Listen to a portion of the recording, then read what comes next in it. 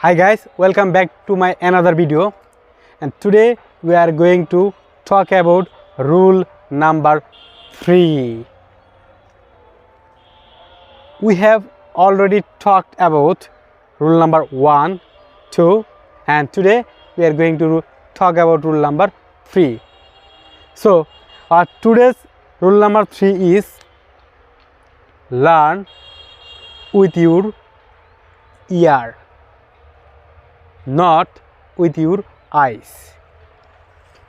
What does it mean? Learn with your ears, not with your eyes. এই কথা বলতে আমি আসলে কি বোঝাতে চেয়েছি?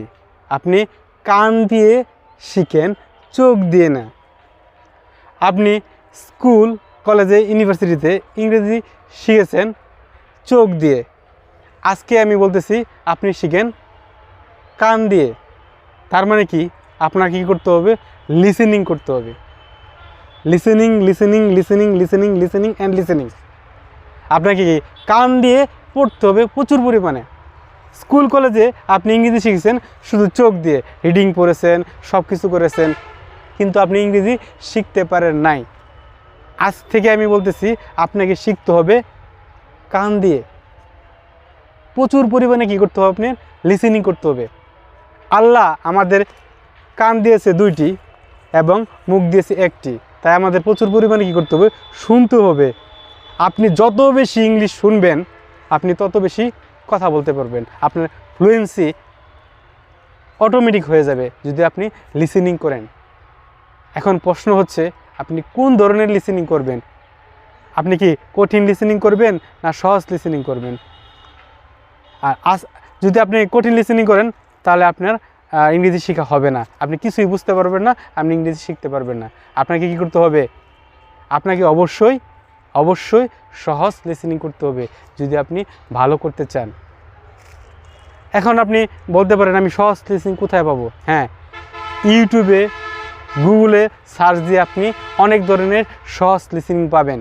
বাচ্চাদের কার্টুন আছে, এই কার্টুনগুলো আপনি কী করতে পারেন? প্রতিদিন শোনেন। অথবা আপনি কোন ধরনের লিসেনিং পছন্দ করেন সেই টপিক ভিত্তি করে আপনি শুনতে পারেন। মনে করেন আপনি খেলাধুলা পছন্দ করেন, তাহলে আপনি খেলাধুলা রিলেটেড প্রতিদিন শুনেন। মনে করেন আপনি রান্না পছন্দ করেন, তাহলে আপনি রান্নার ভিডিও প্রতিদিন দেখেন ইংরেজিতে। আপনি যদি গান পছন্দ করেন আপনি গান শুনতে পারেন, যেটা সহজ বলা যায়। তাই আপনাদের কী করতে হবে? প্রতিদিন লিসেনিং লিসেনিং লিসেনিং এবং লিসেনিং করতে হবে। আপনি শুধু কী করছেন? চোখ দিয়ে পড়ছেন। চোখ দিয়ে পড়লে কোনো ইমপ্রুভমেন্ট আসবে না। আপনাকে অবশ্যই কী করতে হবে? লিসেনিং করতে হবে।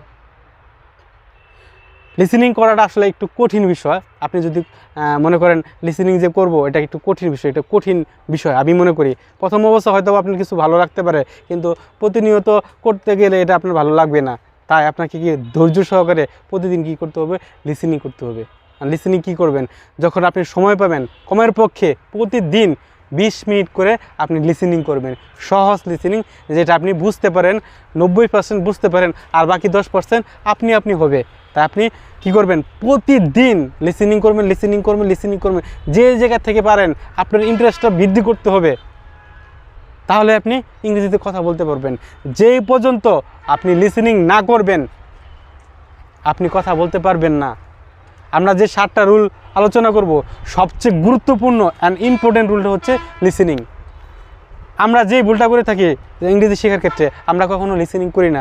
আমরা গ্রামার পড়তে শুরু করি, গ্রামার ট্রান্সলেট করতে শুরু করি, লিসেনিং করি না। এই ভুলটার কারণে আপনি সারা বছর ভুগতেছেন, সাফার করতেছেন। 12 বছর 13 বছর চলে যাচ্ছে, আপনি কী করতে পারতেছেন না? ইংরেজি শিখতে পারতেছেন না, কারণ আপনি লিসেনিং করে না। লিসেনিং ইজ দ্য কি টু স্পিক ইংলিশ। আপনি যদি সত্যি লিসেনিং করতে চান, সত্যি যদি ইমপ্রুভমেন্ট করতে চান, তাহলে অবশ্যই আপনাকে কী করতে হবে? লিসেনিং করতে হবে। Listening listening listening. So that's for today. If you like this video, please don't forget to share our video and don't forget to subscribe our channel. See ya in the next video in the rule number 5.